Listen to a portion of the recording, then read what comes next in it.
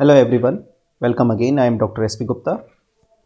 आज की video module 1 mathematics 4 में हमने टॉपिक लिया है homogeneous linear partial differential equation with constant coefficient में पर्टिकुलर इंटीग्रल फाइंड करना।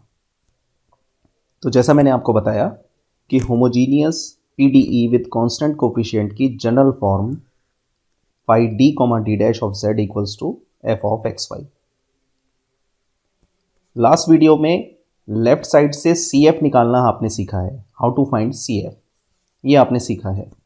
और अब आप आ रहे हैं राइट हैंड साइड यानी एफ ऑफ एक्स वाई पर, जनरल फॉर्म के एफ ऑफ एक्स वाई पर। इससे आप निकालेंगे पी आई। तो पी आई फाइंड करने के लिए एक जनरल फॉर्मूला क्या होता है, पहले मैंने उसको लिखा। ये जनरल फार्मूला है P I equals to 1 upon phi D comma D dash, यानी ये जो डी ऑपरेटर लेफ्ट साइड में है ये अपॉन में चला जाएगा, into F of X Y. तो ये तो है general formula to find the P I. लेकिन ये एफ ऑफ एक्स वाई क्या होगा, इस पर डिपेंड कर जाता है फंक्शन की वैल्यू और पी आई के वर्किंग रूल पर। मीनिंग देयर बाय कि एफ ऑफ एक्स वाई किस तरीके का फंक्शन दिया जाएगा उसके अकॉर्डिंग पी आई के केसेस जनरेट हो जाते हैं। तो इस वीडियो में जो हम सीखेंगे पर्टिकुलर इंटीग्रल यानी पी आई सीखेंगे केस 1, राइट। तो केस 1 निकालना सीखेंगे कि फंक्शन की फॉर्म यानी राइट हैंड साइड में फंक्शन किस तरीके का दिया जाएगा। तो उसके लिए मैंने हेडिंग डाली when right hand side function F of X Y is a function of A X plus B Y. अब A X plus B Y क्या क्या हो सकता है, जैसे एक्सपोनेंशियल, ये हो सकता है साइन, ट्रिग्नोमेट्रिकल। एक लिख देता हूं बाकी आप समझ जाएं। ट्रिग्नोमेट्रिकल अगर मैंने बोला है तो साइन, कॉस, टेन, कॉट, सेक, कोसेक सब आ गए।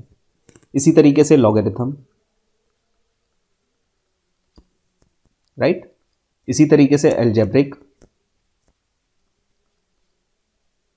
यानी आप अब इस टाइप को समझ पा रहे हैं कि अगर मैं ये लिख रहा हूं हेडिंग में when F X Y is a function of A X plus B Y, तो वो फंक्शन कैसा होगा राइट हैंड साइड में।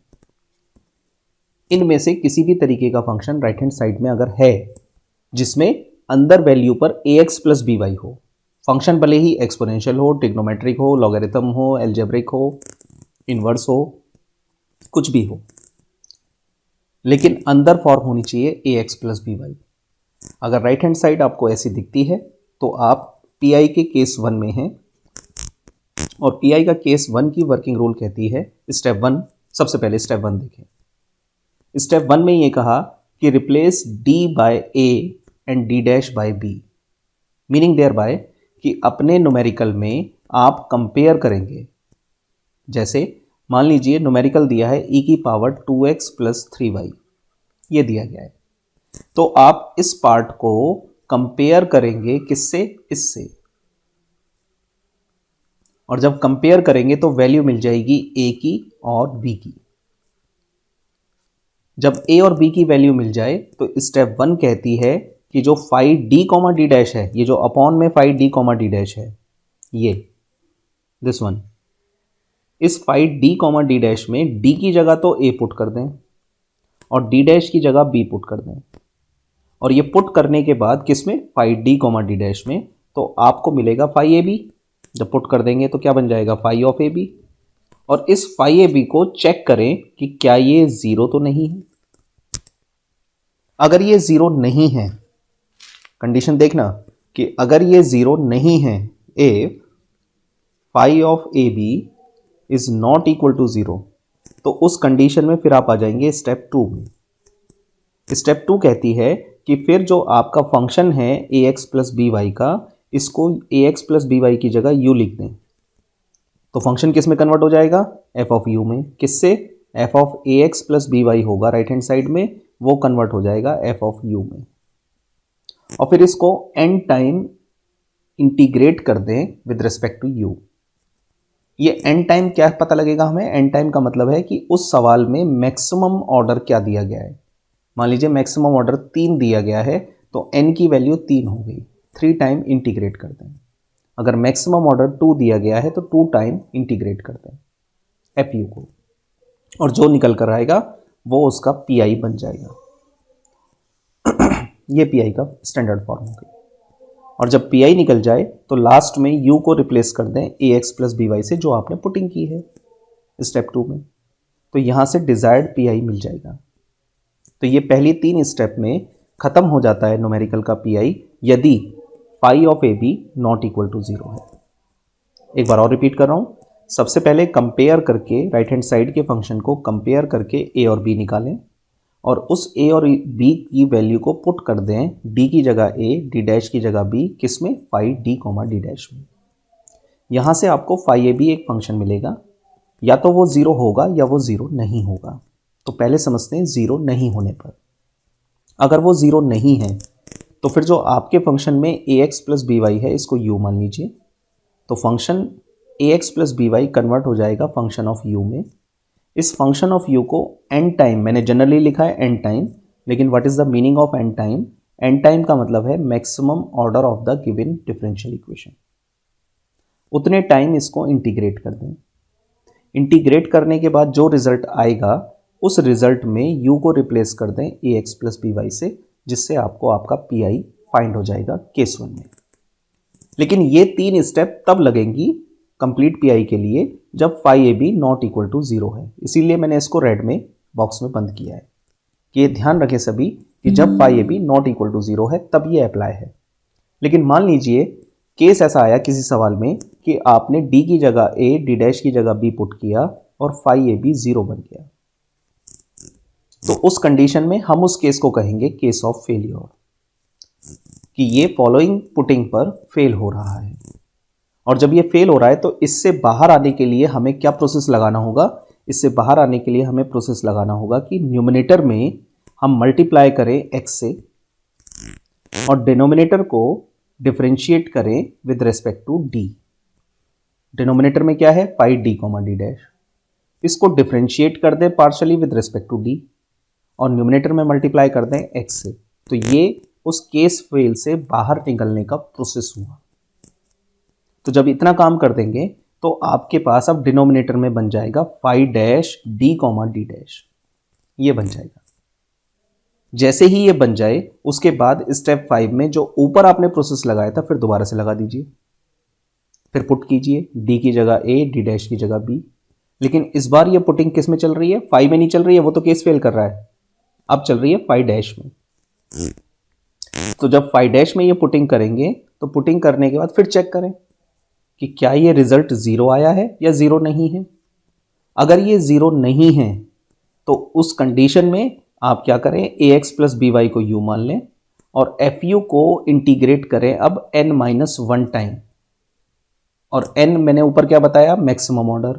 तो n-1 क्या हो गया? उससे एक छोटा। तो जैसे किसी इक्वेशन का मैक्सिमम ऑर्डर 3 था और वो केस फेल हुआ तो फिर आप उसको 2 टाइम इंटीग्रेट करेंगे n-1 टाइम। और जब ये कर लें तो उसके बाद u को रिप्लेस कर दें ए एक्स प्लस बी वाई से, आपको पी आई मिल जाएगा। और फिर मैं डालता हूं एक बार फिर कंडीशन कि भाई इस बार भी करने के बाद फाई ए बी 0 आ गया, मान लीजिए फिर दोबारा से 0 आ गया, तो हम इसको कहेंगे ये अगेन केस ऑफ फेलियर है। तो फिर दोबारा से ये प्रोसेस पूरा रिपीट हो गया कि again multiply by X in numerator, again differentiate denominator with respect to D and again find phi double dash D comma D dash. ये निकालिए और जब ये निकल जाए फिर इसमें दोबारा से पुट कीजिए, चेक कीजिए और फाइंड कीजिए। मतलब ये प्रोसेस इस तरीके से चलता रहेगा जब तक कि 0 ना बने, कांस्टेंट ना आ जाए, ये कह सकते हो आप इसको। तो ये तब तक चलता रहेगा। तो am I clear to you कि किस तरीके से हमें इस वर्किंग रूल को फॉलो करना है केस 1 के लिए। और केस 1 है जब राइट हैंड साइड का function A X plus B Y की फॉर्म में हो। तो ये वर्किंग रूल थी। इसके मैंने 2 सवाल प्रैक्टिस में लिए हैं ताकि आप इसको केयरफुली समझ पाएँ, और आपको होमवर्क में मैंने 2 सवाल दिए हैं। तो अब जो हम न्यूमेरिकल सॉल्व करेंगे वो न्यूमेरिकल सॉल्व करेंगे LHS का भी और RHS का भी, यानी CF भी निकालेंगे और PI भी निकालेंगे। लेकिन बस फिक्स इतना कर दिया इस वीडियो में कि PI के मैंने केवल केस 1 को ही लिया है। राइट बेटा? तो अब इसका सोल्यूशन करते हैं। क्वेश्चन नंबर 1 है आपके सामने, इसको सॉल्व करते हैं। Solution of first. तो सवाल जो दिया गया है पहले उसको लिख देते हैं। सॉल्व द पीडीई, और पीडीई है del 2z upon del X square minus 2 del 2z upon del X del Y plus del 2z upon del Y square is equal to sine 2x plus 3y। Right, ये सवाल है। ठीक, तो सबसे पहले मैं इसको क्या लिख रहा हूं, ये मैंने इक्वेशन 1 दी और मैंने लिखा the given equation 1 is homogeneous PDE with constant coefficient. यानी सबसे पहले मैंने इवेल्युएटर को ये बताया कि ये होमोजीनियस पीडीई है विद कांस्टेंट कोफिशिएंट। अब जब मैंने उसको ये डिफाइन कर दिया तो अब इस सवाल में मुझे पहले निकालना होगा CF। तो मैंने लिखा फॉर CF। तो CF के लिए मैं इस इक्वेशन को लिखूंगा लेफ्ट साइड को और राइट साइड को अपनी तरफ से एज्यूम करूंगा 0, क्योंकि तभी ऑक्सिलरी इक्वेशन बन पाएगी और तभी रूट्स निकल पाएंगे। तो CF निकालने के लिए राइट हैंड साइड को 0 एज्यूम करते हैं। अब इसमें आपने सबसे पहले पुट किया CF का प्रोसीजर जो लास्ट वीडियो में डिस्कस किया है हमने, डेल ओवर डेल एक्स की जगह d और डेल ओवर डेल वाई की जगह d डैश। यहाँ से d ऑपरेटर में कन्वर्ट हुई equation d square minus 2d d dash plus d dash square of z equals to 0। अब इसके रूट्स निकालने हैं, यानी ऑक्सिलरी इक्वेशन बनानी है। तो ऑक्सिलरी इक्वेशन के लिए हम क्या करते हैं, पुटिंग d की जगह m, d डैश और z इसकी जगह 1। ये पुट करने के बाद इक्वेशन बनी m square minus 2m plus 1 equals to 0, और ये सभी को पता है ये क्या है, m माइनस 1 का होल स्क्वायर। तो यहाँ से इसके रूट्स निकल कर आ गए 1,1। ये दोनों रूट्स कैसे हैं, इक्वल। कैसे रूट्स हैं, इक्वल रूट। और इक्वल रूट के लिए CF का फॉर्मूला क्या बताया था मैंने, CF का फॉर्मूला बताया था F1 y plus mx plus xF2 y plus mx। ये निकल कर आ गया CF, इसको कह दिया 2। तो CF का पार्ट ये पिछले वाले टॉपिक से है, इस तरीके से आपने निकाला। अब आप निकालेंगे PI। नाउ फॉर PI पहले फॉर्मूला लिख दिया, PI equals to 1 upon 5d comma d dash. वो कितना है पहले मैं लिख दूं, चलो पहले फॉर्मूला लिख देता हूं, 5d comma d dash of f of xy। ये मैंने फॉर्मूला बताया। अब इसमें 5d कॉमा d डैश मैंने यहाँ से उठा लिया, यही फॉर्म है ना, दिस वन। तो वो है d square minus 1 upon d square minus 2d d dash plus d dash square. ये है 5d कॉमा d डैश, और न्यूमेरिकल में हमें फंक्शन दिया गया है sign of 2x plus 3y, ये हमें दिया गया है। तो ये क्लियर है ax फंक्शन ऑफ ax प्लस by, यानी केस 1 का सवाल है ये। और केस 1 में हमें सवाल मिलने पर हमारे पास कंपेयर करने पर a मिलता है 2 और b मिलता है 3। ठीक, तो हमें ये पता लग गया हियर a बराबर 2 है और b बराबर 3 है। तो जैसे ही हमें ये पता लगा तो अब स्टेप 1 क्या कहती है, एक बार वर्किंग रूल के हिसाब से चला देता हूँ आपको। स्टेप 1 कहती है कि रिप्लेस कर दो d की जगह a, t डैश की जगह b इसमें, और चेक करो कि ये 0 तो नहीं है। ठीक है, इसको चेक करते हैं। आपने पुट किया d की जगह a यानी 2, d डैश की जगह b यानी 3 in d square minus 2d d dash plus d dash square. We get, रखिए इसमें कितना आया, 4 minus 2 into 3 6 minus 2 12 plus 9, right. तो ये आया आपका 13 माइनस 12 दैट इज़ 1, और 1 जो है वो 0 के बराबर नहीं है। क्लियर होगी इतनी बात। तो जैसे ही हमें ये पता लगा कि ये 0 नहीं है हमने तुरंत क्या किया, पुट 2x प्लस 3y जो हमें ax प्लस by दिया गया है इसको मान लिया u। तो हमारे पास fu क्या हो गया, देयरफॉर fu हो गया साइन ऑफ u। तो हमें क्या करना है अब, pi इक्वल्स टू 1/5ab यानी 1, और इंटीग्रल कितनी बार करना है, तो मैक्सिमम पावर देखो, ऑर्डर देखो कितना है, देखिए इसमें मैक्सिमम ऑर्डर है 2, तो हमें 2 टाइम इसको इंटीग्रेट करना है। तो हमने 2 टाइम इंटीग्रेट किया fu को विद रेस्पेक्ट टू u, तो हमें मिला, ये तो 1 हो गया, integral double sine u du du। तो पहले एक बार इंटीग्रल करेंगे साइन का तो आया माइनस कॉस u, और फिर एक बार और इंटीग्रल करेंगे तो आएगा माइनस का साइन u। ठीक, तो ये बन गया pi, लेकिन वो u में नहीं चाहिए, तो फिर आपसे कहा u को रिप्लेस कर दो। तो u को जब रिप्लेस किया तो ये आया माइनस का साइन 2x प्लस 3y, ये बन गया pi, और CF आपने ऊपर निकाला है। Therefore complete solution z equals to CF plus pi से z बराबर हो गया, CF निकला था f1y plus x plus x f2 y plus x, और pi निकाला है आपने minus sign 2x plus 3y। इस तरीके से आपने पहला केस pi का अप्लाई करके CF प्लस pi से कंप्लीट सोल्यूशन निकाला होमोजीनियस PDE का। बताइए समझ में आया नहीं आया, ये तरीका है CF और pi के निकालने का, तब जाके आपने कंप्लीट सवाल सॉल्व किया। अब आप दूसरा न्यूमेरिकल देखें, दूसरे को भी अब सॉल्व करते हैं। तो न्यूमेरिकल नंबर 2 है del 2z over del x square, solution 2, del 2z upon del x square minus 2 del 2z upon del x del y is equal to sine x cos 2y।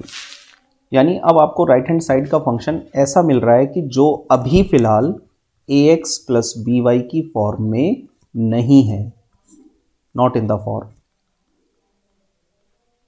Right, clear दिख रहा है कि ये उस form में तो नहीं है अभी, लेकिन हम कुछ एक्सरसाइज करेंगे तो ये कन्वर्ट हो जाएगा। तो वो एक्सरसाइज अभी हम करेंगे, पहले हमारा काम क्या है, हमारा काम है इसको ऑपरेटर में चेंज करना।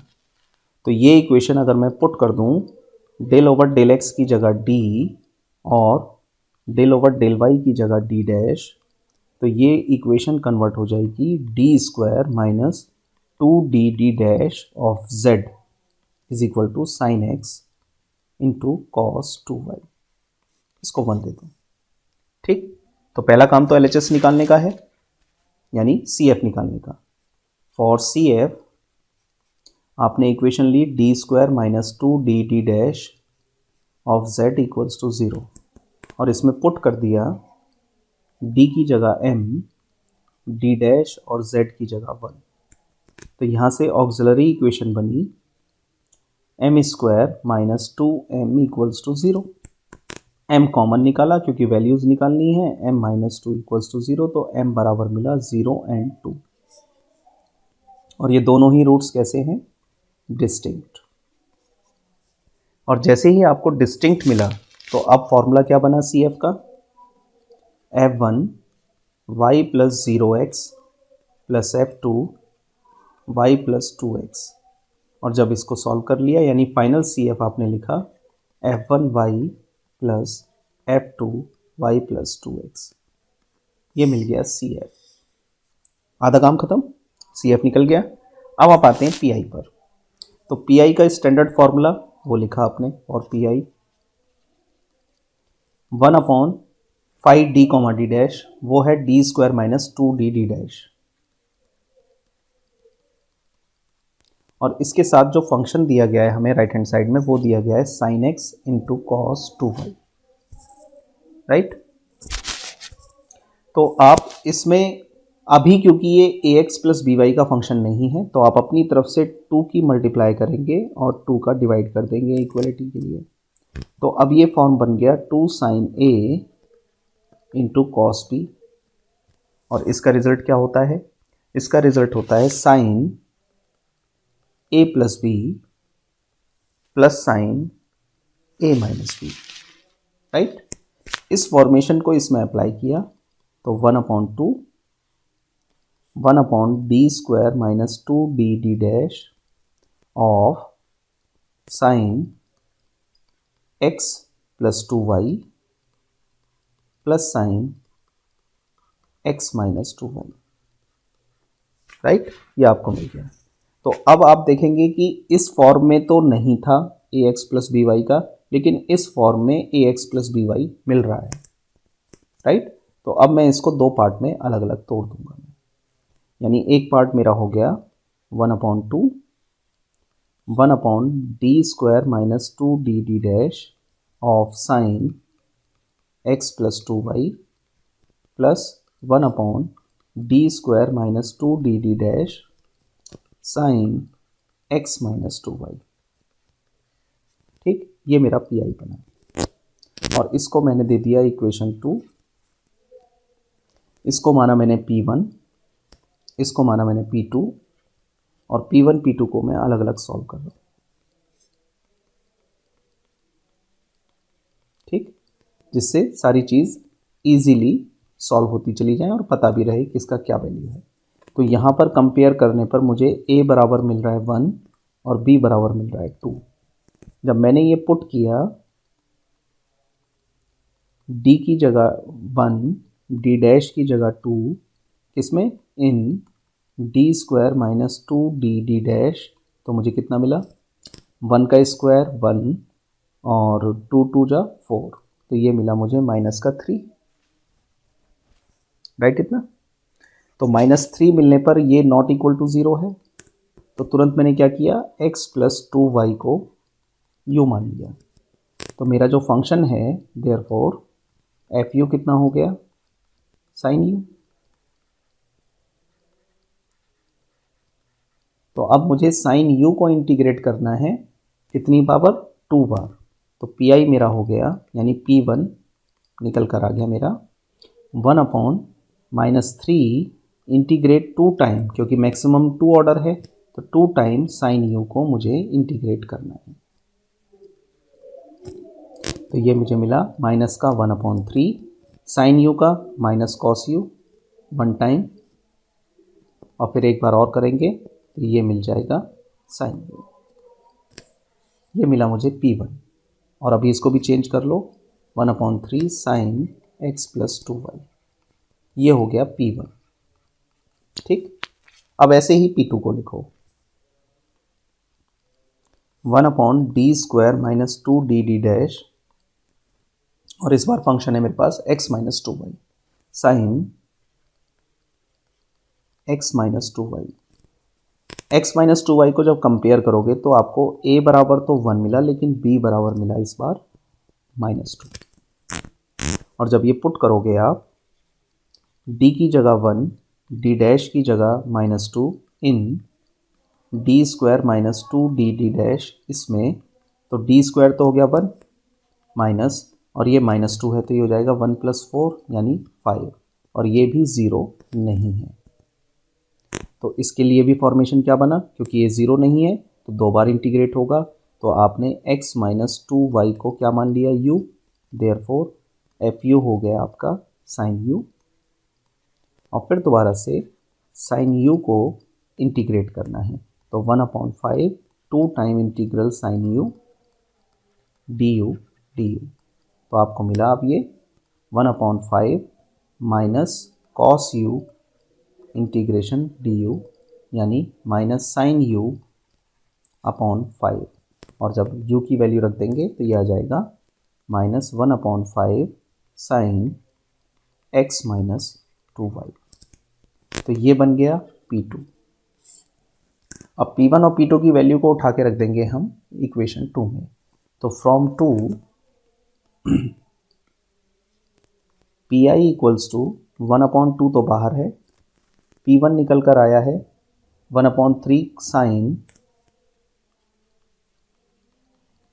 x प्लस 2y और P2 निकल कर आया है -1/5 साइन x माइनस 2y। इसके अंदर मल्टीप्लाई कर देंगे तो ये हो जाएगा 1/6 साइन x प्लस 2y और 1/2 से अगले में मल्टीप्लाई कर देंगे तो आ जाएगा 1/10 साइन x माइनस 2y। तो ये निकल कर आया पी कंप्लीटली। इस तरीके से फाइंड किया और z बराबर आप सभी को पता है C F plus P I, z equals to C F plus P आई।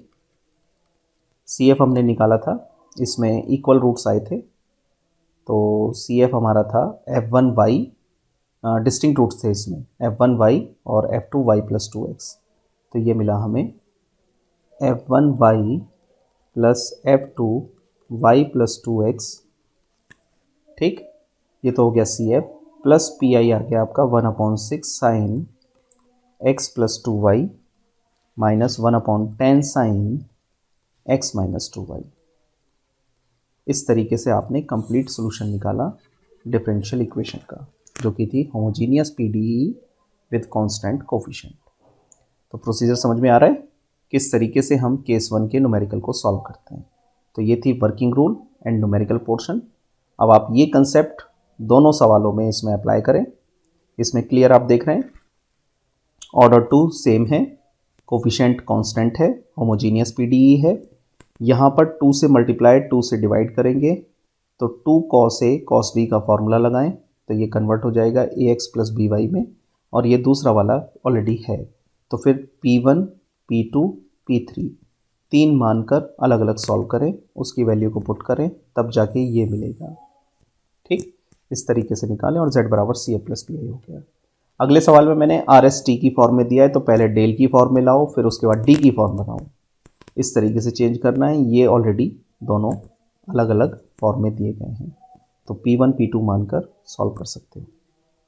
ठीक, इस तरीके से आप निकालें तो ये आपके होमवर्क में रहेंगे। और इस तरीके से हमने केस 1 होमोजीनियस में अगर right hand side value function of ax plus B Y है तो उसके सॉल्व करने का पी कैसे निकालेंगे, ये हमने इस वीडियो में सीखा है। नेक्स्ट वीडियो होगी इसके नेक्स्ट केस के लिए, तो नेक्स्ट वीडियो में मिलते हैं हम पी केस 2 और केस 3 के साथ। Thank you.